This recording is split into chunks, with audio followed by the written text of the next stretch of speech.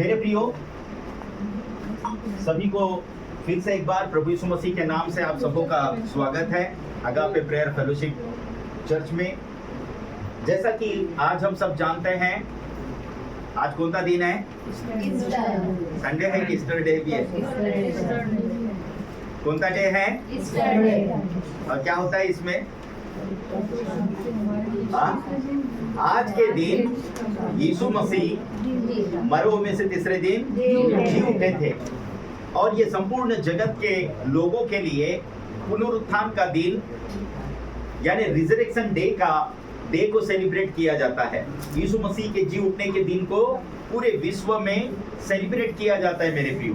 तो आप लोग इस बात को जाने, जैसा कि आज के सब्जेक्ट का जो मैंने नाम दिया है, यीशु का पुनरुत्थान संसार के लोगों के लिए, यीशु मसीह का पुनरुत्थान संसार के लोगों के लिए जीवन और अमरता का प्रमाण है।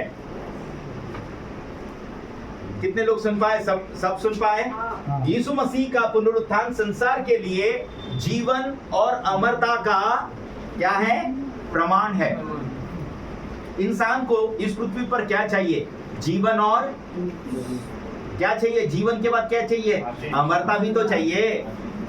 इस दुनिया में लोगों के पास में जीवन बहुत है, विश्वासियों के पास और अविश्वासियों के पास, आपको सबके पास जीवन मिलेगा, लेकिन जीवन के बाद, मरने के बाद कौन अमर रहेगा, इस बात की गारंटी क्या सबके पास है? नहीं।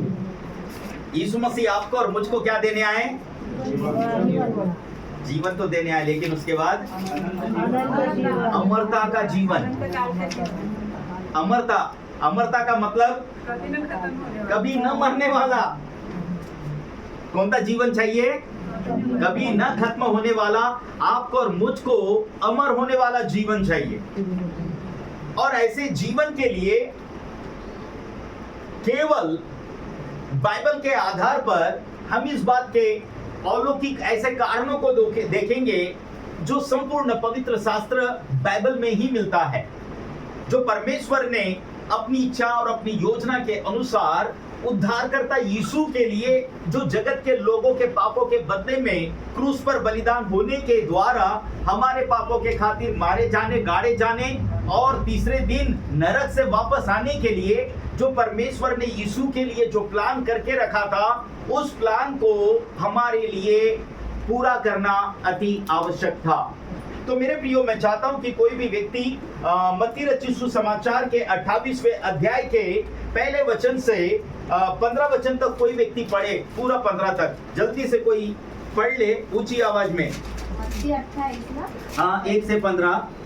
सप्ताह के दिन के बाद, सप्ताह के पहले दिन को फटते ही मरियम मगदलीनी और दूसरी मरियम कब्र को देखने आई, और देखो एक बड़ा भूकंप हुआ, क्योंकि प्रभु का एक दूत स्वर्ग से उतरा और पास आकर उसने पत्थर को लुढ़का दिया और उस पर बैठ गया, और उसका रूप बिजली का सा और उसका वस्त्र पाले के समान उज्जवल था।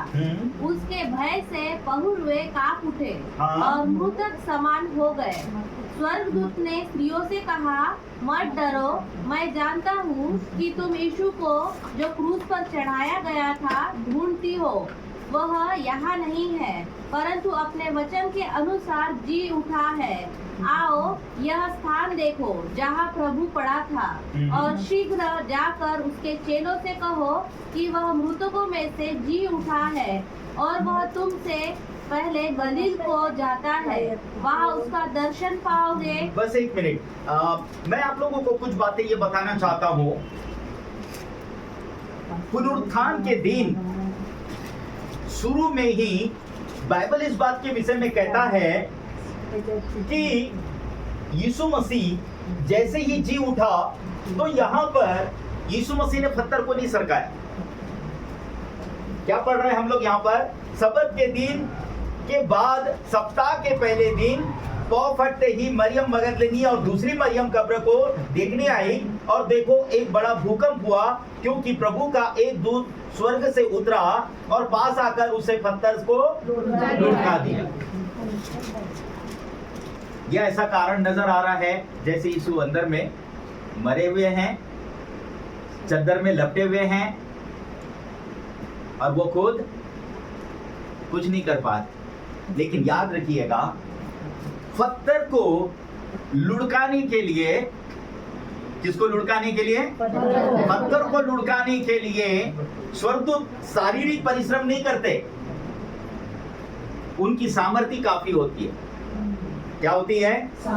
और जब भी वो कुछ काम करते हैं तो धरती पर छोटे छोटे भूकंप के रूप में ही कुछ बातें नजर आएंगी। और ऐसे भूकंप न जाने बाइबल में न जाने कितने बार आप लोगों को देखने को मिलेगा। न केवल बाइबल में, लेकिन आज के साइंटिफिक सिस्टम और डेवलपमेंट में आपको टीवी में भी खबरें मिलती रहेंगी किस जगह पर कहां भूकंप आया है। लेकिन ये भूकंप देखिए, यीशु मसीह के क्रूसिफिक्शन के समय में एक बार भूकंप आया, ठीक है, और वो भूकंप कैसा था? संपूर्ण जगत के लोगों के लिए अंधेरा छा गया था, ठीक है। और बाइबल कहता है मंदिर का पर्दा ऊपर से नीचे तक पूरा दो भाग हो गया था। और कहा जाता है मेरे प्रियो, वो मंदिर का जो पर्दा विश्व में एक ऐसा पहला पर्दा था जो इतना छोटा नहीं, वो करीबन 6 इंची मोटा था। कितना? 6 इंच। और उस पर्दे को किसी से फाड़ना इतना आसान नहीं, ये परमेश्वर ही कर सकता है। ऐसे पर्दे को फाड़ना परमेश्वर ही कर सकता है, ताकि मनुष्य और परमेश्वर के बीच में जो पाप की दीवार आड़ी थी, उस दीवार को यीशु मसीह हटाना चाहते थे और क्रूस की मृत्यु के द्वारा हटाया गया। लेकिन यहाँ पर हम कुछ महत्वपूर्ण बातों को देखते हैं जो बाइबल कहता है कि और देखो एक बड़ा भूकंप हुआ, क्योंकि प्रभु का एक दूत स्वर्ग से उतरा और पास आकर उस पत्थर को क्या कर दिया? लुढ़का दिया। और उन स्त्रियों से जो दोनों मरियम यीशु मसीह से मिलने के लिए, अर्थात उनको ऐसा लगा कि यीशु मसीह अभी भी मरे हुए हैं और कब्र में लेटे हुए हैं, लेकिन अब यीशु मसीह वहां पर नहीं है। यीशु मसीह वहां पर है ही नहीं। और यीशु मसीह पत्थर सरकाते नहीं बैठे, तो क्या किए होंगे यीशु मसीह?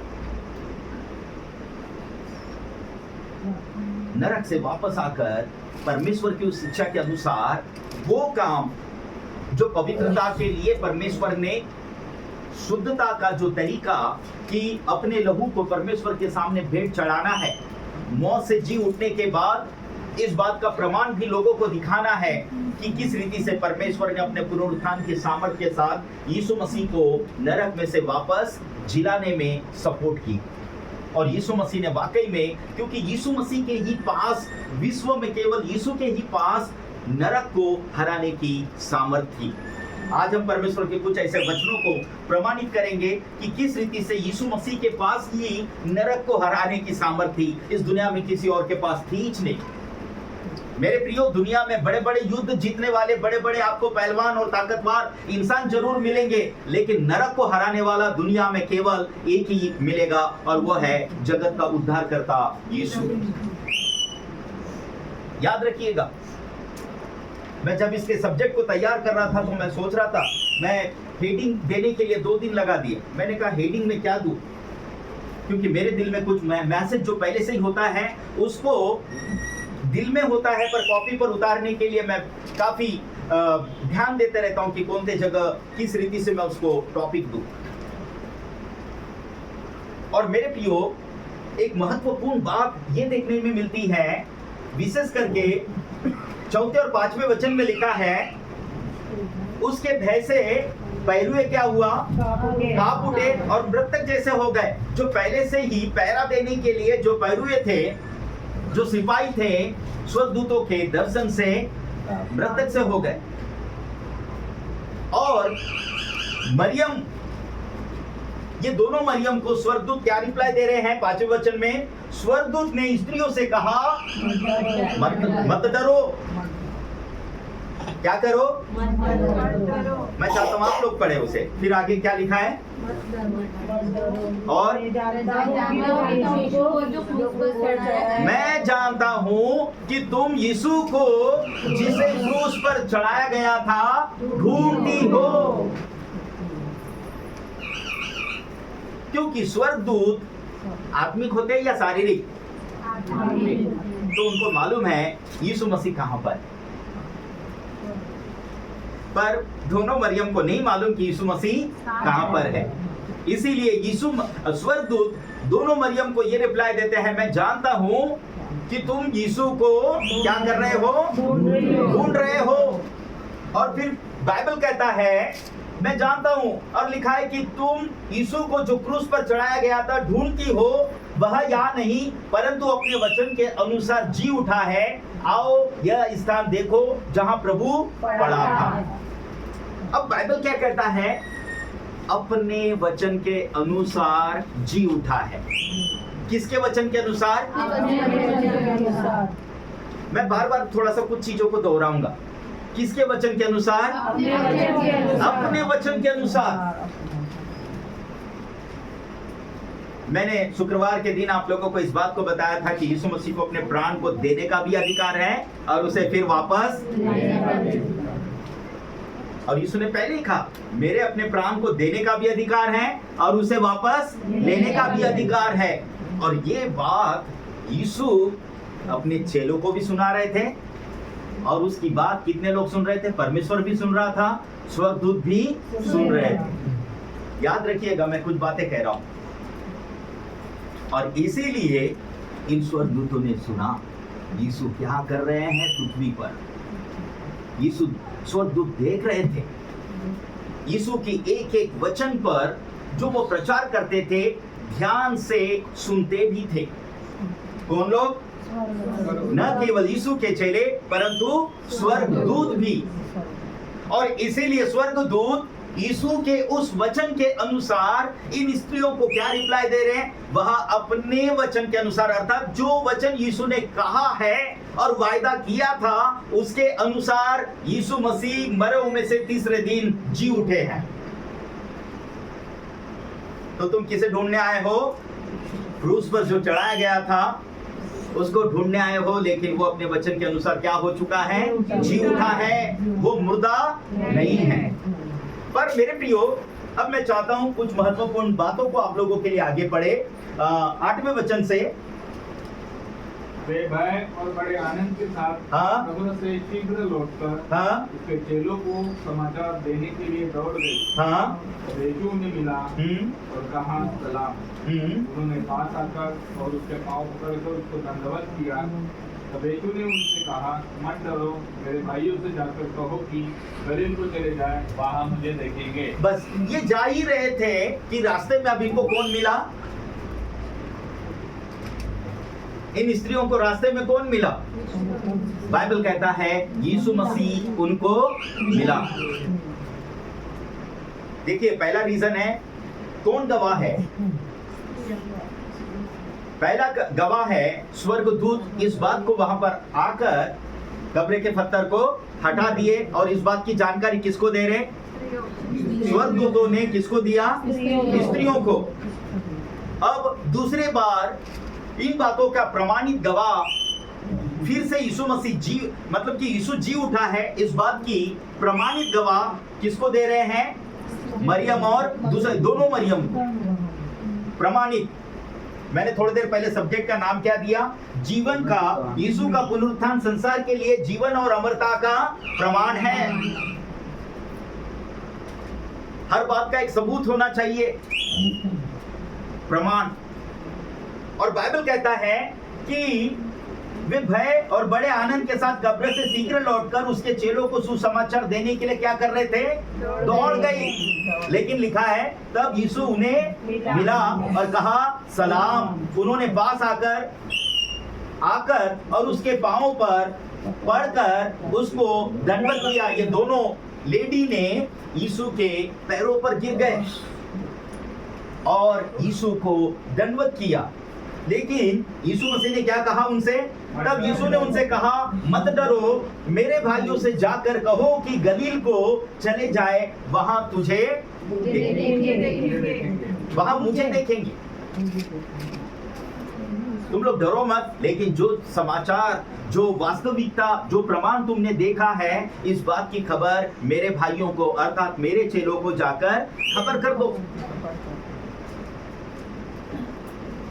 ठीक है, ये दूसरा प्रमाण। अब तीसरा प्रमाण और पढ़े 11 से 15। वे जा ही रही थी कि बहुरों में से कुछ ने नगर में आकर पूरा हाल प्रधान याजकों से कह सुनाया। तब उन्होंने पुरनियों के साथ इकट्ठे होकर सम्मति की और सिपाहियों को बहुत चांदी देकर कहा, यह कहना कि रात को जब हम सो रहे थे तो उसके चेले आकर उसे चुरा ले गए, और यदि यह बात हाकिम के कान तक पहुंचेगी तो हम उसे समझा लेंगे और तुम्हें जोखिम से बचा लेंगे। अतः उन्होंने रुपए लेकर जैसा सिखाए गए थे वैसा ही किया। यह बात आज तक यहूदियों में प्रचलित है। अब क्या बात प्रचलित है? ये सदूकी और फरीसियों ने क्या कहा कि जब इन सिपाहियों ने जो वास्तविकता वहां पर देखी कि पत्थर कैसे लुढ़का, सच्चाई को देख चुके, लेकिन इस बात की खबर जब सदूकी और फरीसियों को आकर जो पुरनियों के सरदार थे उनको ये खबर दिए, तो उन लोग कहने लगे, अब क्या किया जाए? इस सच्ची खबर के विषय में क्या किया जाए? इसे कैसे छुपाया जाए? क्योंकि ये लोग नहीं चाहते थे कि यीशु एक तो मर जाए और मरे तो दोबारा वापस जिंदा न हो। फिर बाइबल को अगर आप सही रीति से पढ़ोगे, मार डालने की योजना कौन बना रहे थे? यही लोग। वो दफनाना चाहते, लेकिन दफन के बाद दोबारा कभी वापस ना आए। याद रखिएगा मेरे।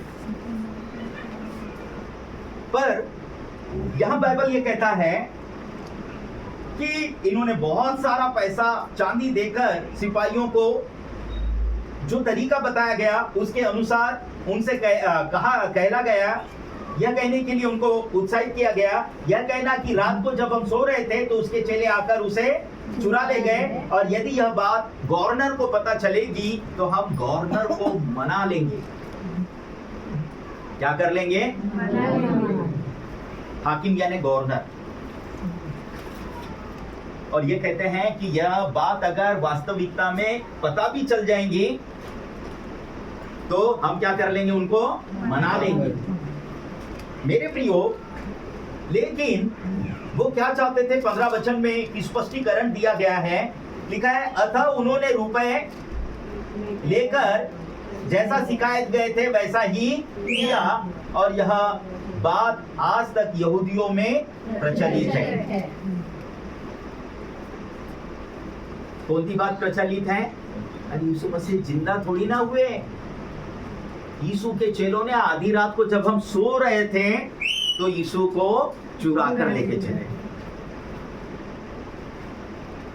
क्या करके लेके चले गए? उसकी डेड बॉडी को चुरा कर लेके चले।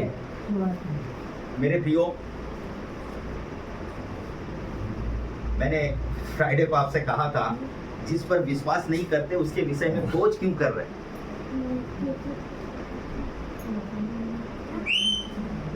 आप मेरी बात को समझ रहे हैं? जिस पर विश्वास नहीं करते उसके विषय में खोज क्यों कर रहे? और उस खोज के विषय में साइंटिफिक कई प्रकार के रीजंस को अभी भी तलाश रहा है। और मैंने कलीसिया में कई लोगों के कुछ जो कंफ्यूजन्स उनके दिलों में अब तक जो उस समय से छुपे हुए थे, अब तक वो बातों के आधार पर उस सच्चाई की खोज कर रहे हैं। लेकिन हम अपने फोकस से पीछे नहीं हटेंगे, हम महत्वपूर्ण बातों पर ही ध्यान देंगे। मैं चाहता हूं कोई व्यक्ति मत्ती 26 के 1 और 2 को पढ़े। यीशु ने अपने वचन के अनुसार कैसे जी उठा है, उस बात के कारण को देखेंगे। 24 का 1 और 2 जल्दी से पढ़े। जब यीशु ये सब बातें कह चुका हाँ। तो अपने चेलों से कहने लगा, तुम जानते हो कि 2 दिन के बाद फसह का पर्व है हाँ। और मनुष्य का पुत्र क्रूस पर चढ़ाए जाने के लिए पकड़वाया जाएगा। बस अब यीशु मसीह ने अपने चेलों को पहले ही क्या बता के रखा था? स्वर्गदूत ने सुना ना ये वचन, मरने के पहले ही यानी क्रूस पर बलिदान होने के पहले ही यीशु मसीह ने अपने चेलों को क्या बताया था? दूसरा वचन कोई फिर से पढ़े। तुम जानते हो कि हाँ। 2 दिन के बाद फसह का पर्व है। 2 दिन के बाद फसह का पर्व है। और यीशु मसीह उस यरूशलेम के भीतर जब प्रवेश कर चुके थे तो इन सब बातों के विषय में अपने चेलों को पूरी जानकारी दे चुके। तो तुम जानते हो कि 2 दिन के बाद में फसह का पर्व है और क्या करना है? मनुष्य का पुत्र क्रूस पर चढ़ाए जाने के लिए पकड़वाया जाएगा। ये किसकी भविष्यवाणी है? ये किसने बोला? स्वयं यीशु मसीह ने। याद रखिएगा, पकड़वाए जाने के पहले स्वयं यीशु मसीह ने अपने आप को समर्पित कर दिया कि जो कुछ यहूदी करना चाहते हैं वे आकर यीशु के साथ जैसा वो चाहते हैं वैसा वो उसके साथ करे, अन्यथा कोई यीशु को छू नहीं सकता था। आप मेरे पॉइंट्स को समझ पा रहे हैं? मैंने आप लोगों को पहले ही बताया कि यीशु मसीह ने कहा कोई यीशु को छू नहीं सकता था।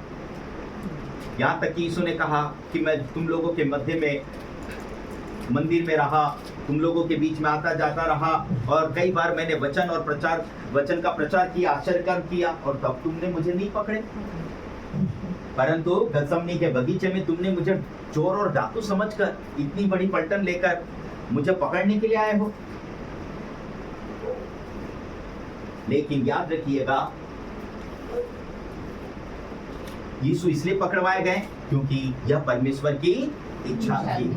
ठीक है, लेकिन दरअसल लूका ने जो बात लिखी, याद रखिएगा मैं जो बार बार कुछ बातें दोहराऊंगा, लूका ने जो बात लिखी वो बात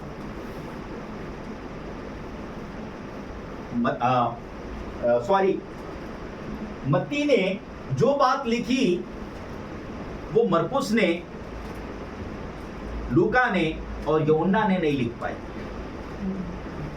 किसने नहीं लिख पाई? जो बात मत्ती ने लिख दिया, मरकुस ने, लूका ने और यूहन्ना ने नहीं लिख पाई। तो जो बातें कई बार कई लोगों के शुभ संदेश के माध्यम से छुप जाती है वो किसी न किसी व्यक्ति के माध्यम से प्रकट होती है। इसीलिए सेवकाई कलीसिया के रूप में सबको दी गई है। क्या पॉइंट समझ पा रहे मेरा बोलने का मतलब? क्योंकि मैं कुछ बातों की तरफ में भेद की तरफ ले जाना चाहता हूं, क्योंकि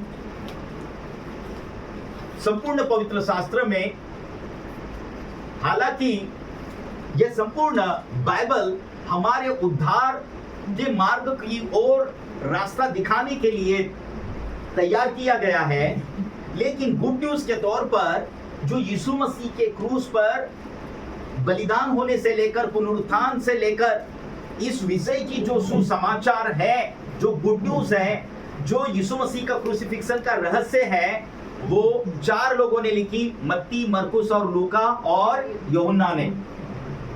लेकिन यहाँ पर हम दूसरे व्यक्ति के विषय में मैं थोड़ा पढ़ना चाहूंगा जिसमें ऐसा लिखा है। कोई व्यक्ति लूका 22:1-2 जल्दी से पढ़े और मरकुस 14 का 1-2 जल्दी पढ़े।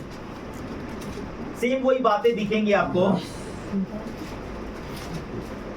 मरकुस 14:1-2 जल्दी से पढ़े। 2 दिन के बाद हाँ? फसह और अख़मीरी रोटी का पर्व होने वाला था। हाँ? प्रधान याजक और शास्त्री इस बात की खोज में थे कि उसे कैसे छल से पकड़कर मार डाले। बस अब यहाँ पर क्या बताया जा रहा है? इन्होंने क्या लिखा?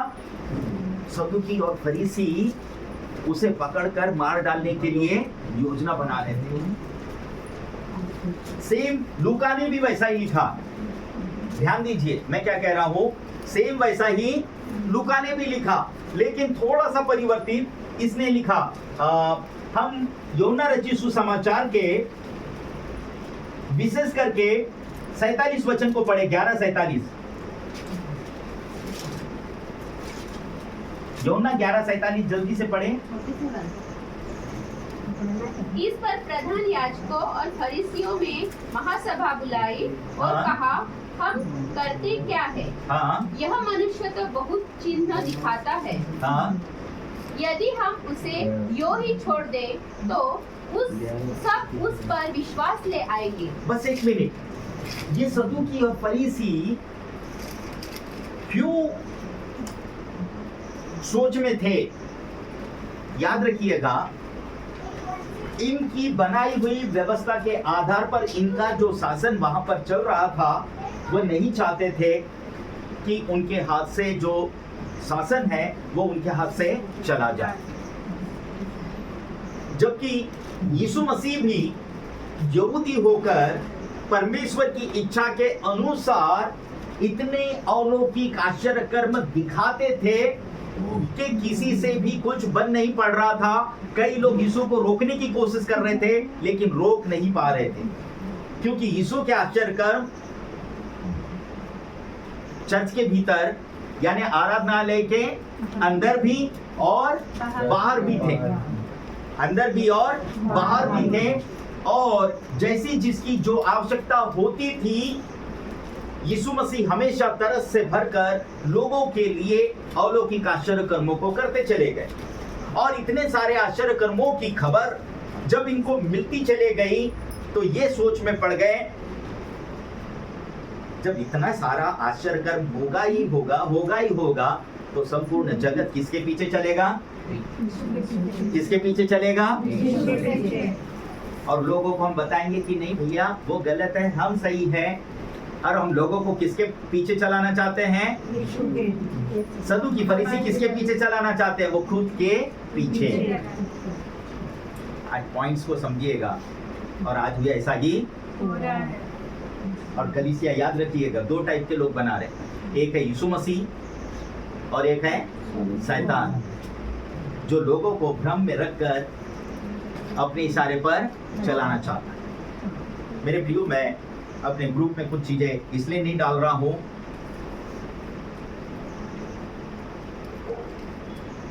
अब वो समय आ चुका है कि कलीसिया भ्रमित हो जाए। याद रखिएगा मैं क्या कह रहा हूं, बहुत ही महत्वपूर्ण बात कह रहा हूं। अब वो समय आ चुका है कि कलीसिया भ्रमित हो जाए। ऐसा भ्रम जिसकी आपने कल्पना नहीं किया होगा, इतना डेंजर भ्रम कि साइंस भी आपको चकमा दे देगा। कौन चकमा दे देगा? और डेविल अपने आप को जादुई तरीके से प्रकट करना आरंभ कर रहा है। पर हमेशा याद रखिएगा, मैंने कलीसिया को सिखाया है, शैतान के भरमाने से हमें भ्रमित नहीं होना है।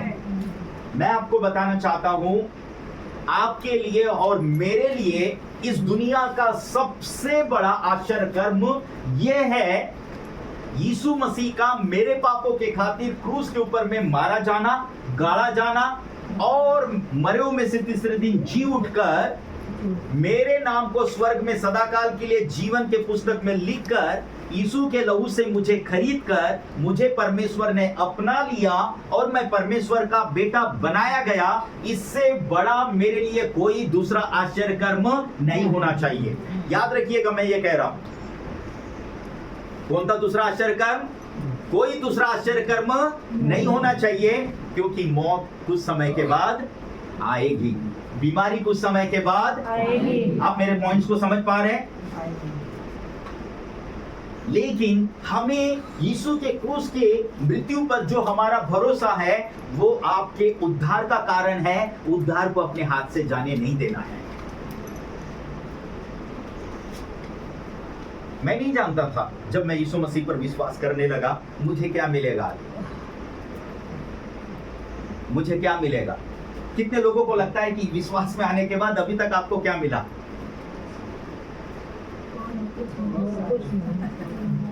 क्या लगता है? कभी कभार तो आपको लगेगा दुनिया वालों को भी तो यही मिलता है, हाँ? लेकिन मेरे प्रियो बात को समझिएगा, आप लोग यीशु के अनदेखी बातों पर विश्वास करने के कारण आप सबसे बड़े भाग्यशाली हैं, लेकिन जो विश्वास नहीं कर रहे वो परमेश्वर के भाग्य से अभाग्य बन चुके हैं।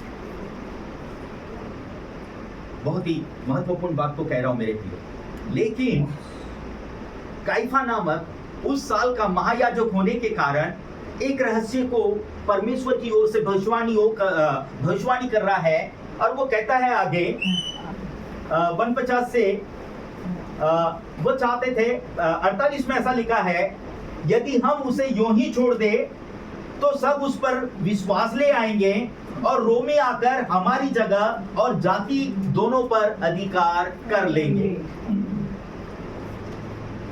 और वो क्या नहीं चाहते थे? रोमी आकर हमारी जगह ले सके और हमारे ऊपर में और हमारी जाति के ऊपर में अधिकार ले लेंगे। याद रखिएगा, इस वजह से ये इस प्रकार के सिस्टम में काम कर रहे थे। लेकिन याद रखिएगा, इस पृथ्वी का कोई भी राज्य जब तक यीशु मसीह किसी को न दे तब तक कोई दूसरा व्यक्ति स्थापित नहीं हो सकता। संपूर्ण जगत में परमेश्वर का अनुशासन चल रहा है। इस बात के सिस्टम को समझिएगा। रोमियो के 13वें अध्याय के अनुसार, कितने लोगों को याद है? मैंने पिछले दिनों पढ़ा, आप अपने घर में आराम से पढ़ लीजिएगा। पर बाइबल कहता है, और न यह समझो कि तुम्हारे लिए यह भला है कि हम लोगों के लिए एक मनुष्य तुम लोगों के लिए एक मनुष्य मरे और सारी जाति नष्ट न हो। यहां पर एक भविष्यवाणी चल रही है काइफा के माध्यम से, और वह सदूकी और फरीसियों को, जो यहूदी है, उनको क्या कहता है? तुम लोग नहीं जानते कि क्या होना चाहिए? लिखा है, हमारे लिए एक मनुष्य मरे और सारी जाति नष्ट। हमारे लिए एक मनुष्य मरे और सारी जाति, कितनी जाति? विश्व में कितनी जाति है? अनगिनत। और इसीलिए मैंने आप लोगों के लिए जो संदेश का हेडिंग दिया, यीशु का पुनरुत्थान किसके लिए? संसार के लिए जीवन और अमरता का प्रमाण है। पृथ्वी पर जितने भी सारी जातियां हैं, उनके लिए यीशु मसीह का मारा जाना अति आवश्यक था, क्योंकि यीशु परमेश्वर की ओर से जगत के लोगों के पापों को मिटाने के लिए एक ऐसा मेमना बनकर आया जो लोगों के पापों को धो सके। याद रखिएगा मेरे, जगत से लोगों के पापों को धो सके। और इस सिद्धांत के लिए हालांकि मैं इन बातों को देख रहा हूं परमेश्वर के वचन के अनुसार कि यह एक अलौकिक भविष्यवाणी है, जिसे लिखा है, यह बात उसने अपनी ओर से न कही 51वें वचन में, पर उस वर्ष का महायाजक होकर भविष्यवाणी की कि यीशु उस जाति के लिए मरेगा। यह पवित्र आत्मा की अगुवाई में काइफा नामक इस महायाजक ने एक भविष्यवाणी की कि ये हमारे लिए भला है। यीशु मसीह का मारा जाना ये न केवल षड्यंत्र के अंतर्गत है, लेकिन फिर भी जो कुछ भी किया जा रहा है, किसके लिए भला है कह रहे? वो हमारे लिए। मेरे प्रियो, यीशु के पहले न जाने कितने लोगों को उस समय क्रूस पर चढ़ाया गया। याद रखिएगा, मैं कहना चाहता हूं, पर यीशु मसीह के क्रूस के मृत्यु के समय का जो इंटरनल प्रिपरेशन जो था ना, जो स्वर्गीय दृष्टिकोण में, और शैतान जो सोच रहा था कि यीशु को शर्मनाक मृत्यु के माध्यम से यीशु को हमेशा के लिए नरक में बांध के रखेगा, पर यह संभव नहीं हो सकता था, क्योंकि ये गॉडली प्लान जो पहले से ही कई प्रकार की भविष्यवाणियां यीशु के प्रति की गई थी। उत्पत्ति के 3 अध्याय में भी जो वर्णन किया गया था कि किस रीति से सर्प स्त्री के एड़ी को डसेगा और स्त्री का वंश क्या करेगा? सर्प के सिर को कुचलेगा। ये परमेश्वर ने जो भविष्यवाणी किया था वो भविष्यवाणी पूरा होना जरूरी था। तो यहां पर हम इस बात को देखते हैं, कोई व्यक्ति इब्रानियों का 2 अध्याय 14 से 16 को देखेंगे।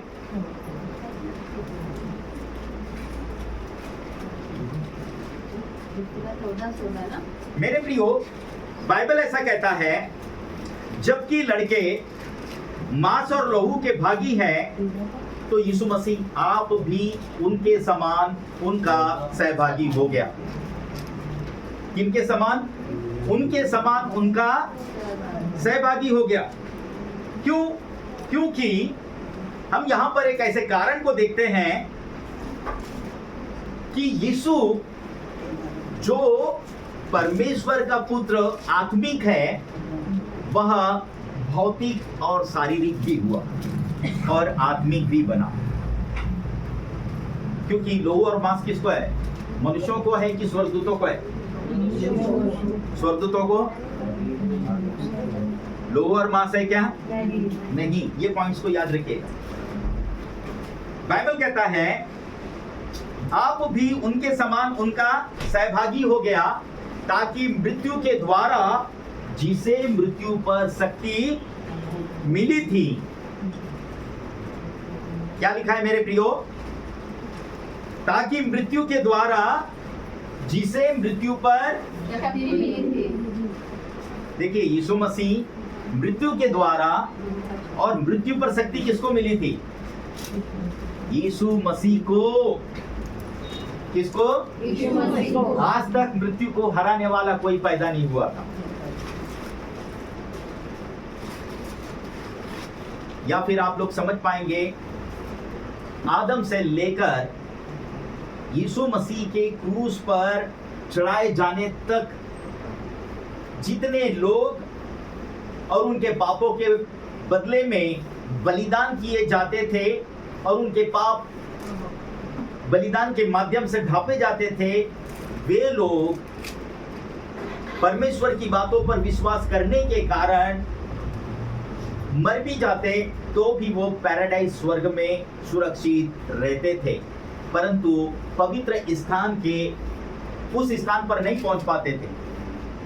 याद रखिएगा, यह एक सीक्रेट है जो पुनरुत्थान के दिन यीशु मसीह जिस दिन क्रूस पर बलिदान हुए थे, जिस दिन भूकंप हुआ, उस दिन बहुत सारे मरे हुए लोगों की जो लोते हैं वो अपने स्थान पर जागृत हो चुके थे।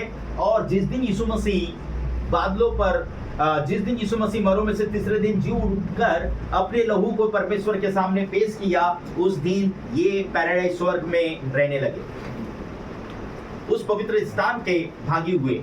तो मेरे प्रियो, यहां पर जो बात बताया गया, ताकि मृत्यु के द्वारा यीशु को जो मृत्यु पर शक्ति मिली थी, अर्थात इस क्रूस के मृत्यु के माध्यम से ही नरक में जाकर यीशु को, शैतान को क्या करना था? क्या बनाना था? क्या बनाना था? क्या बनाना था? नरक के राजा को निकम्मा बनाना इतना आसान है क्या? निकम्मा किसे कहते हैं? कोई काम का नहीं। अरे नरक पर इतने सारे अनगिनत लोगों को अपने कब्जे में रखने वाला, और नरक में भी 7 प्रकार की अलग अलग कैटेगरीज मिलेगी मेरे प्रियो, अलग अलग कैटेगरीज। किसी को कम आग, किसी को ज्यादा आग, समझ रहे हैं? और मैं कई बार सोचता ये कैटेगरी क्यों लाया प्रभु, लेकिन याद रखिएगा वो कैटेगरी की भी आवश्यकता थी बिब्लिकल दृष्टिकोण में, नरक में भी। अब आप सोचिए, कितने लोगों को मालूम है इस पृथ्वी पर कितनी भी पीड़ा दो उनको कुछ असर होता है क्या? कितने लोगों को मालूम है? आप मेरी बात को समझ रहे हैं? कितने लोगों को मालूम है आतंकवादी, क्रूर, निर्दयी, ढीठ, हठी, उनके सामने कितने भी मर्डर हो उनको कुछ भी असर नहीं होता। तो याद रखिएगा, ऐसे क्रूर व्यक्ति के लिए क्रूर नरक भी चाहिए। कैसा नरक चाहिए? क्रूर वाला। जब सदरक, मेशक और अबेदनगो ने नबूकदनेस्सर की बनाई हुई मूर्ति के सामने न झुकने की उन्होंने कसम खाई और उन्होंने कहा कि देखो अभी भी एक बार मौका दे रहे हैं, चाहो तो अभी भी क्या कर सकते हैं, झुक सकते हो, प्रणाम कर सकते हो। और उन्होंने कहा हम स्वर्ग के परमेश्वर को छोड़ किसी के सामने नहीं झुकेंगे। और राजा का क्रोध और कितना भड़का होगा, राजा का क्रोध कितना भड़का, और भड़कने का प्रमाण क्या दिया उन्होंने? आग को और 7 गुना उसकी जो भट्टी है उसको और भड़का दो। जितना अंदर में आग भरी थी वो कहाँ दिखाया उसने? भट्टी में। और अब वहां पर उनको डाल। लेकिन याद रखिएगा, यीशु मसीह ने आकर उस भट्टे से उनको बाहर निकाला। उनको कोई भी अग्नि का असर नहीं हो रहा था। अग्नि का असर शैतान यीशु को नरक ले जाने के बाद सोच रहा था कि हम उनको बांध के रखेंगे, लेकिन बाइबल स्पष्ट रीति से कहता है यीशु ने क्रूस के मृत्यु के माध्यम से शैतान को हराकर शैतान को पूरी रीति से निकम्मा कर दिया, यानी बेकाम का कर दिया। क्या कर दिया? मेरे प्रियो, निकम्मा का जो रीजन है, बेटा बंद करो बेटा, बाद में। मेरे प्रियो, इस बात को ध्यान दीजिएगा,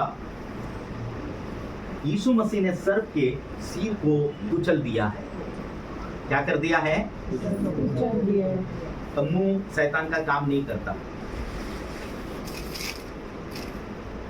तो बाइबल प्रकाशित वाक्य की पुस्तक में ऐसा बताता है, शैतान अब अपनी पूंछ से आसमान के तारों को गिराने का या हिलाने का या पृथ्वी पर विपत्तियां लाने का काम करने को देख रहा है।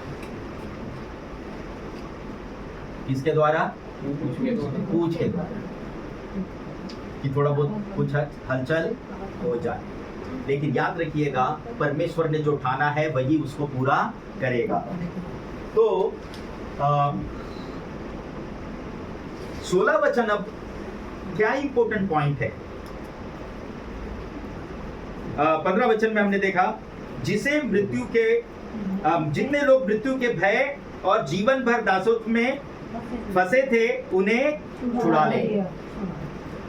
जितने लोग, शैतान अगर निकम्मा नहीं होता, यानी शैतान को निकम्मा यीशु मसीह ने नहीं किया होता, तो लोग स्वतंत्र नहीं हो सकते थे। आप और मैं स्वतंत्र नहीं हो सकते थे, याद रखिएगा। पर कुछ बातें सीखना है, कुछ बातें समझना है। जहां पर जो लिखा है, जितने मृत्यु के भय के मारे जीवन भर दासत्व में फंसे थे उन्हें यीशु ने क्या किया? छुड़ा लिया। मैं कुछ लोगों को ये बातें कहना चाहता हूं,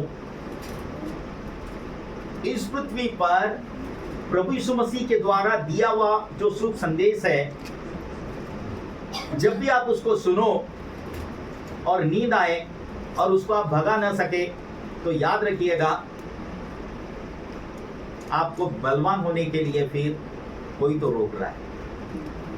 याद रखिएगा, नींद आए और आप उसको भगा ना सको, और कब? विशेष करके वचन को, तो आप फिर मृत्यु के ऊपर विजय पाने के लिए क्या कौन सी मेहनत कर रहे हैं? अरे बैठे बैठे ही प्रभु के वचन को सुनने में नींद आ रही है। मैं इससे कनेक्टेड बहुत सारे रीजन है मेरे प्रियो। मैं आपको एक छोटा उदाहरण दे रहा हूं, बहुत सारे कारण हैं। यदि शैतान बीमारी के रूप में, पेट दर्द के रूप में आपको छूने की कोशिश कर रहा है और अगर आप उसे ही भगाने के लिए सक्षम न हो, तो मौत के ऊपर में विजय कैसे पाएंगे यीशु मसीह में? पॉइंट समझ रहे मेरा बोलने का मतलब? यदि आप खुद स्वतंत्र नहीं हो पाओगे, तो बीमार व्यक्ति के लिए यीशु का वचन ये कहता है, तुम बीमारों पर हाथ रखोगे और वे चंगे अगर खुद हम छुटकारा नहीं पाएंगे, सचेत नहीं होंगे, तो दूसरों को कैसे मोटिवेट कर पाएंगे? मैं बहुत सारे उसके छोटे छोटे रीजन दे सकता हूं, लेकिन बहुत सारे कारण से हटकर आप अपने जीवन की छोटी छोटी वो बातें जो आपको मसीह में परिपक्व होने से रोकती है, पहले उसमें अपने आप को यीशु की परिपूर्णता में ढालने की जरूरत है। मेरे पॉइंट्स को समझिएगा। जबकि दुनिया की बातें जब आप सुनते हैं ना, आपको सोने नहीं देती और सचेत और जागरूक करती है, लेकिन जैसे ही आप प्रभु का वचन सुनते हैं, शैतान नहीं चाहता कि आप उन बातों को सुने और वो आपके हृदय में जड़ पकड़े। याद रखिएगा, ये चीजों के लिए आपको अपने आप में कुछ चीजें ऐसी है जो हमें रोकती है। मैं बार बार आज 2 बार एक गाने को फिर से सर्जन बेंगेरा के गीत को सुन रहा था, मेरे जीवन में यीशु तेरी। एक उसमें स्ट्रेंजर है ना, भटकू तो मैं कहाँ जाऊं, है ना, और उसमें लिखा है कि तेरे वचन पर मन न लागे, अगर तू सिखाए ना तो। कई बार आप पढ़ना चाहते हो और मन नहीं लगता होगा, कौन की स्पिरिट रोक रही है आपको? मेरे प्रियो, कुछ स्पिरिचुअल प्रोटेक्शन के लिए इस सिस्टम को समझने की जरूरत है। अब 16 वचन जिसमें ऐसा लिखा है, क्योंकि वह स्वर्गदूतों को नहीं वरन किसके वंश को संभालता है? यीशु मसीह किसको संभाल रहा है? स्वर्गदूतों को। किसके वंश को? थोड़ा जोर से सुनूंगा मैं आप लोगों को। अब्राहम के वंश को। अब्राहम का वंश कहाँ है? हम लोग हैं, ठीक है, हम लोग अब्राहम के वंश हैं। कैसे मालूम? लेकिन अब्राहम ने परमेश्वर पर क्या किया? विश्वास। और ये विश्वासियों का झुंड है जो यहाँ पर बैठा है। तो क्या परमेश्वर अविश्वासियों को नहीं बचाता? बचाना चाहता है, उनकी भी कीमत चुकाया है, पर सबसे ज्यादा परमेश्वर विशेष करके अब्राहम के वंश को बचाता है। पॉइंट्स को समझिएगा। यीशु ने उनके लिए भी उद्धार की योजना बनाई है, पर बहुत सारे लोग बचना नहीं चाहते।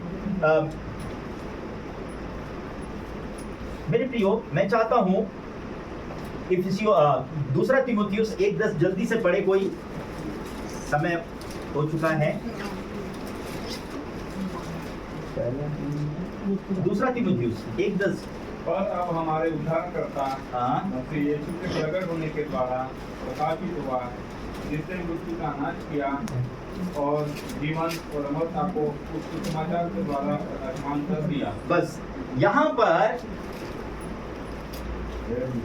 आपको नहीं मिला होगा तो कोई बात नहीं, ध्यान दीजिए। बाइबल कहता है अब हमारे उद्धारकर्ता यीशु मसीह के प्रकट होने के द्वारा। कब प्रकट होने के द्वारा? यहाँ पर जिस सेंटेंस को हम पढ़ रहे हैं, अब हमारे उद्धारकर्ता यीशु मसीह के प्रकट होने के द्वारा। उद्धारकर्ता, याद रखिएगा, यीशु मसीह ने नरक में शैतान को निकम्मा किया। आपको याद है, इसी शैतान ने आदम और हव्वा को परमेश्वर से अलग कहां किया था? अदन के बगीचे में, ताकि शैतान उनका अधिकारी हो सके। लेकिन याद रखिएगा, यीशु मसीह ने शैतान को जब निकम्मा किया तो मृत्यु का दाव आपके ऊपर में हावी नहीं हो सकता। कितने लोगों को मालूम है आप मृत्यु को कैंसिल कर सकते हैं? समझ रहे मेरी बात को? आप लोग मृत्यु को कैंसिल कर सकते हैं। बीमारी तो छोटा भाग है, किसको कैंसिल कर सकते हैं? मृत्यु को। यहां तक कि आप मृत्यु को भी हरा सकते हैं, क्योंकि मृत्यु को हराने वाला मेरे साथ है। क्योंकि उसी के कारण तो आप मृत्यु के ऊपर में जय पाए हुए हैं यीशु मसीह में। तो बाइबल यह कहता है, पर अब हमारे उद्धारकर्ता यीशु मसीह के प्रकट होने के द्वारा प्रकाशमान हुआ या प्रकाशित हुआ, जिसने मृत्यु का नाश किया। यीशु मसीह ने मृत्यु का क्या कर दिया? क्या लगता है जब भी आप कभी इस प्रकार के शब्दों को पढ़ते हैं, बीमारियां बड़ी होती है या मृत्यु? क्या बड़ी है? मृत्यु। बीमारियों के द्वारा धीरे धीरे कहां तक पहुंचता है इंसान? मृत्यु तक। लेकिन यीशु मसीह ने कहां से खत्म किया? मृत्यु को ही खत्म कर दिया। किसको खत्म कर दिया? मृत्यु को ही खत्म कर दिया, कि आपके ऊपर में कोई मृत्यु हावी न हो सके। ये दरअसल मैं कौनते मृत्यु के विषय में कह रहा हूं, उस बात को समझना है। ये हमारे भौतिक मृत्यु के बाद अनंत काल का जो नरक में मृत्यु है, उस नरक से हमको आजाद किया है। शरीर में मरेंगे तो सभी, लेकिन उद्धार पाए हुए लोग नरक नहीं, स्वर्ग जाएंगे। कहां जाएंगे? स्वर्ग। और फिर लिखा है उसमें, जिसने मृत्यु का नाश किया और जीवन और अमरता को उस सुसमाचार के द्वारा प्रकाशमान कर दिया। क्या कर दिया? जीवन और अमरता। आपको और मुझको यीशु मसीह के द्वारा क्या मिला? क्रूस की मृत्यु के द्वारा शैतान को जब नाश किया गया, तो आपको और मुझको जीवन, यीशु का बहुतायत का जीवन मिला और अमरता का जीवन, यानी अनंत काल का जीवन, कभी न खत्म होने वाला जोए जीवन। वो परमेश्वर का जीवन आपको और मुझको मिला है मेरे प्रिय। याद रखिएगा। हालांकि मैं और एक दो कुछ सीक्रेट बताना चाहता, पर एक दो बातें बताना चाहता हूं जो यूहन्ना रचित सुसमाचार के 19वें अध्याय के 23वें वचन में हमने पिछले शुक्रवार के दिन हम इस बात को देखा था कि यीशु मसीह के जो कपड़े हैं, सिपाहियों ने आपस में 4 लोगों ने बांटे। कितने लोगों ने बांटे? और हमने शुरुआत कहां से किया था? सिपाही लोगों से की, है ना? तो ये 4 भाग क्यों किया गया? 5 क्यों नहीं? 6 क्यों नहीं? है ना? मैं आपको ये बताना चाहता हूं, ये यीशु मसीह के क्रूस का संदेश है, जो मत्ती, मरकुस, लूका और यूहन्ना, ये गुड न्यूज के माध्यम से संपूर्ण जगत तक यीशु मसीह का शुभ संदेश पहुंचाया गया। ये जो 4 वस्त्रों का जो वर्णन है, मैं थोड़ा सा एक्सप्लेन करना चाहता हूं इस मृत्यु के ऊपर में विजय का, और हमें जो कलीसिया के रूप में अन्य जातियों के लिए जो समय दिया गया, उसका यह पार्ट है। इसका ये टेक्निक आपको स्पिरिचुअलिटी में समझने की जरूरत पड़ेगी। तो यीशु मसीह के जो खुद के कपड़े थे, वो कितने भाग किए गए? 4। लेकिन पर्पल कलर का जो अंगर का था, वो वैसा ही रखा गया, है ना? ठीक है, पॉइंट समझिएगा। यहूदी प्रथा के अनुसार घर में जो पहला बड़ा बेटा होता या जो सबसे बड़ा प्रिय व्यक्ति होता था, उनके लिए हमेशा माँ या पिता अच्छे से अच्छा अंगर का पहनाकर उसको बड़े लाड़ प्यार से उसी को देते। जैसे याकूब ने यूसुफ के लिए एक बहुत अच्छा ड्रेस बनाया था, याद है आपको? किसके लिए? यूसुफ के लिए। और यूसुफ को पुराने नियम में यूसुफ के रूप में देखते हैं कई लोग। लेकिन यहाँ पर मैं इस बात को इसलिए बता रहा हूँ, ये जो अंगर का यीशु का दिया गया, वो अन्य जाति के लिए 2000 साल का समय रहा। क्या रहा? 2000 साल का समय रहा। पर यीशु के अरामतिया का जो यूसुफ है, यीशु के डेड बॉडी को एक सफेद कपड़े में, एक सफेद चादर में लपेटकर कब्रिस्तान में रखा। ठीक है, मेरी बात को समझिएगा, मैं इससे क्या समझाना चाहता हूं। लेकिन यीशु मसीह जब जी उठे तो उनके शरीर पर वस्त्र जरूर था, लेकिन अरामतिया के द्वारा दिया गया वस्त्र उसके शरीर पर नहीं था। यीशु के देह पर परमेश्वर की ओर से महिमामय देह वाला वस्त्र था। कौन सा देह वाला? महिमामय देह वाला। तो हम चाहते हैं लूका 23 का 53 जल्दी कोई पढ़े। ये हमारे इस पाठ को हम लोग थोड़ा समझे। और उसे उतार कर मलमल की चादर में लपेटा और एक कब्र में रखा जो चट्टान में खुदी हुई थी। बस एक मिनट, यहाँ पर अरामतिया का जो यूसुफ है उसने क्या किया? मलमल का एक ऐसा सफेद चद्दर खरीदा जिसमें यीशु के डेड बॉडी को क्या किया गया?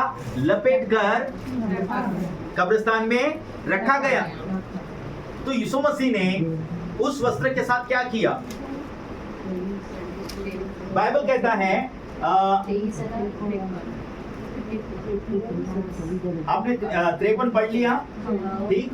उसी 24 के 12 को पढ़े लूका। हाँ, तब पतरस उठकर कब्र पर दौड़ा, हाँ, दौड़ा गया और झुककर केवल कपड़े पड़े देखे। अब वहां पर यीशु मसीह के पुनरुत्थान के दिन कौन सा कपड़ा पड़ा देखा? अरे जिस चद्दर में हमने यीशु मसीह को लपेटकर कब्रिस्तान में रखा था, वही कपड़ा वहां पर लपेटकर यीशु मसीह जब मुर्दों में से जिंदा हुए, उस कपड़े को लपेटकर वहां पर पड़ा हुआ देखा। और बाइबल कहता है कि इस विषय पर सोचता हुआ वो घर चला गया। ऐसा कैसा हुआ? ऐसा हुआ। लेकिन याद रखिएगा मेरे प्रियो, यीशु मसीह का जो क्रूस की मृत्यु है आज भी संपूर्ण जगत के लोगों के लिए एक मिसाल है। यह एक मिसाल है। आज भी शैतान कई लोगों को भ्रमित करना चाहता है, लेकिन क्रूस की मृत्यु ऐसे प्रकाशन से भरा हुआ है जिसके विषय में आपको आराम से अपने घर पे वचन के अनुसार पढ़ना है। इफिसियों के 3 अध्याय के 7वें वचन से 11वें वचन तक अगर आप इन बातों को देखते हैं कि परमेश्वर ने इस रेवलेशन को, इस प्रकाशन को कलीसिया को दे दिया कि कलीसिया का जो रेवलेशन है, जो प्रकाशन है, इस जगत के लोगों पर और स्वर्गदूतों पर भी प्रकट हो। हेलो, आपका रेवलेशन कहां प्रकट हो? कितने लोगों को लगता है कि मेरे पास ऐसा संदेश हो कि मुझे लोग सुने और स्वर्गदूत भी सुने? कौन सुने? लेकिन उसके लिए मैंने कहा पहले अपनी निर्बलता को भगाना पड़ेगा। अगर खुद ही हम अपनी निर्बलताओं को भगा नहीं पाएंगे तो कहां से प्रभाव पड़ेगा? हम लोग चाहते कोई पढ़ ले जल्दी से, 1 मिनट। इफिसियों 3 अध्याय 7वें वचन से जल्दी से पढ़ ले। मैं परमेश्वर के अनुग्रह के उस दान के अनुसार जो उसकी सामर्थ के प्रभाव के अनुसार मुझे दिया गया। अब देखिए पौलुस जो इफिसियों के लोगों को लेटर लिखते हुए क्या कह रहा है? बहुत ही प्रभावशाली बात कह रहा है। मैं परमेश्वर के उस अनुग्रह के, उस दान के अनुसार जो उसकी सामर्थ के प्रभाव के अनुसार, इसकी सामर्थ, यीशु की सामर्थ का प्रभाव। मैंने आप लोगों को थोड़ी देर पहले कहा केवल यीशु के पास में मौत को हराने की सामर्थ थी। वही सामर्थ यीशु के द्वारा आपको और मुझको मिल सकती है, उसी सामर्थ के प्रभाव के अनुसार, क्योंकि यह दान आपको और मुझको मिला है मेरे प्रियो। ये केवल पौलुस को ही नहीं परंतु हम सबको मिला हुआ है। ये पावर हमारे पास है, पर आपको उसका उपयोग करना है। और पौलुस कह रहा है ना इसी बात को, क्या मिला है मुझे? उसकी सामर्थ के प्रभाव के अनुसार मुझे दिया गया है। परमेश्वर हम पर प्रभाव डालना चाहता है। प्रभाव का मतलब समझ रहे हैं आप लोग? अगर ये न सुन, ध्यान से सुन, सोना नहीं?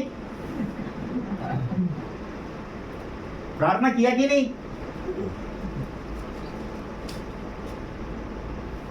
प्रभाव लाने के लिए क्या करेंगे आप? अगर मैं बोल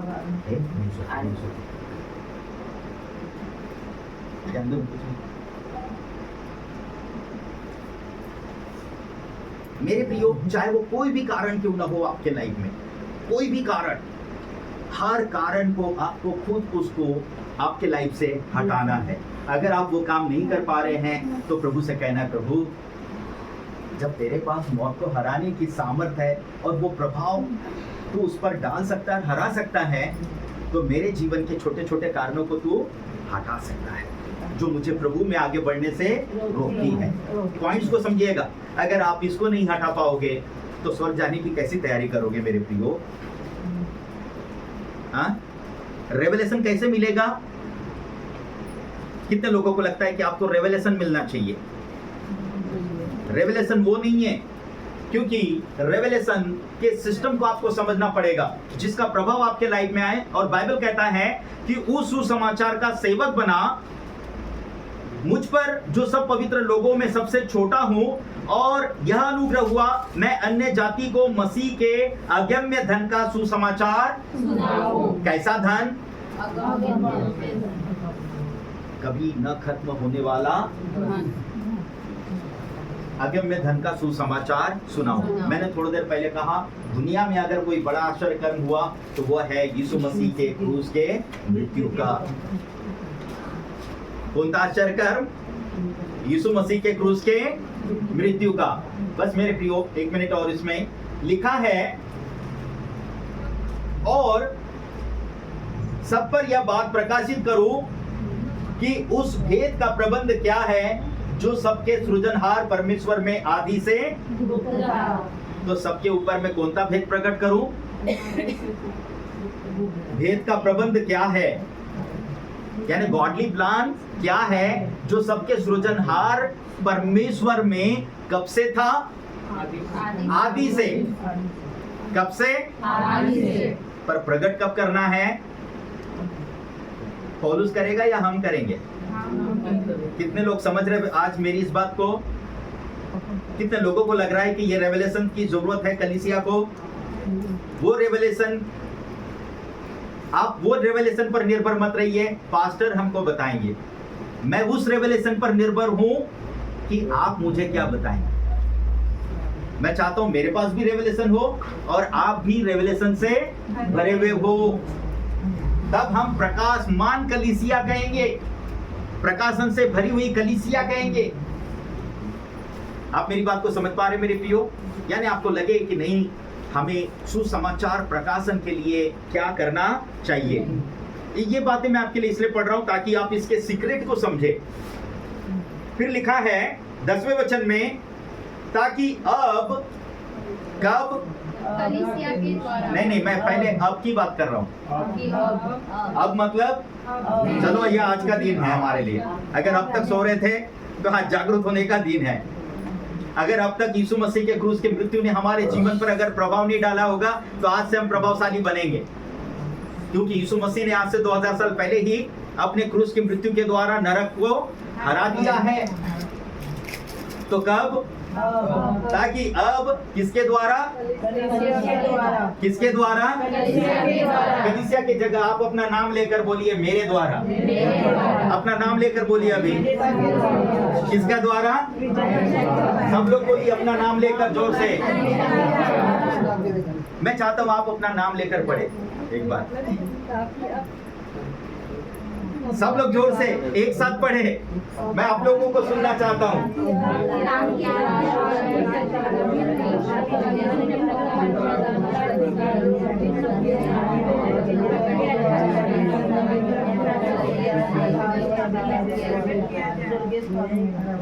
पढ़े आप लोगों ने? क्या लग रहा है आप लोगों को? क्या आपको विश्वास से पढ़े?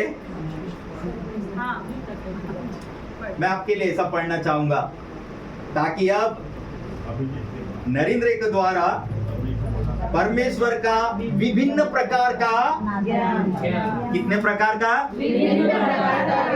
अब सोचिए, आपको किसी से एक प्रकार का नहीं, विभिन्न। यार कितना बड़ा ज्ञानी है। याद रखिएगा, परमेश्वर ने जगत के मूर्खों को चुना आपको ज्ञानी बनाने के लिए, और मैं यदि ज्ञानवान हो रहा हूं तो ये केवल मसीह के कारण होगा, है ना? तो इंपॉर्टेंट पॉइंट ये है परमेश्वर के विभिन्न प्रकार का ज्ञान उन प्रधानों और अधिकारियों पर ये लोग कहां पर हैं? जो स्वर्गीय स्थानों में हैं, क्या किया जाए? यानी किसके द्वारा प्रकट किया जाए? हमारे द्वारा। कितने लोगों को लग रहा है कि आपका प्रभाव दुनिया पर और स्वर्ग में भी पड़े? आप पॉइंट समझ रहे हैं? स्वर्गदूत आपको ध्यान से देखते रहता है, यहाँ तक कि शैतान भी देखते रहते भी क्या करेंगे पता नहीं, मेरे राज्य में कोई गड़बड़ तो नहीं करेंगे। ये प्रभु के लोग हैं, ज्योति के लोग हैं। ये जहां आते हैं ना, अंधकार को मिटा देते हैं और उजाले को लाते हैं। ये जहां आते हैं, मैं बीमारी भेजता हूं, वो चंगाई को लाते हैं। ये दवाखाने में जाते हैं, मैं बीमार कर करके वहां पर उनको जमा करके रखता हूं और ये वहां से उनके छुटकारे का प्रबंध करते हैं। मेरे प्रियो, इसीलिए हम इन बातों को देखते हैं वचन के अनुसार। यीशु मसीह का पुनरुत्थान संसार के लिए जीवन और अमरता का प्रमाण है। कितने लोगों को लग रहा है इससे बड़ा और कोई सबूत चाहिए यीशु मसीह के जी उठने के लिए? मैं इस बात को भी जानता हूं, जब से आप लोगों ने यीशु मसीह को स्वीकार किया, तब से यीशु मसीह ने अपने जी उठने के प्रमाण इस बात से प्रकट किया कि आपको किसी न किसी प्रकार की अलग अलग प्रकार की आशीषें दी है और उसने अपनी वास्तविकता को आपके ऊपर में प्रकट किया है। प्रभु आप लोगों को आशीष दे। इस समय हम लोग प्रार्थना में जाएंगे और मैं चाहता हूँ एक धन्यवाद की प्रार्थना फाय मामा करेंगे, उसके बाद हम प्रभु भोज ले रहे हैं जल्दी से।